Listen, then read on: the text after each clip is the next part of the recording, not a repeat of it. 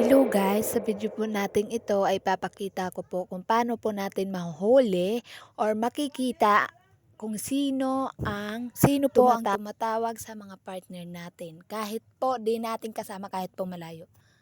Ang importante po ay nakalagin po sa atin yung Facebook account nila. Ayan na po, pupunta po tayo sa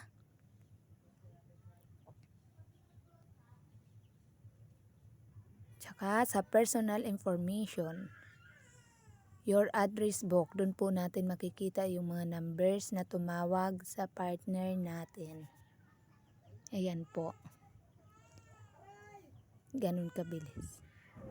Siguradong huling-huli. Yan po ang tumawag sa kanya. Siya po ay wala dito. Dito po ko sa Samar, siya po andun sa Nueva Ecija. Yan. Kita po, 'di ba?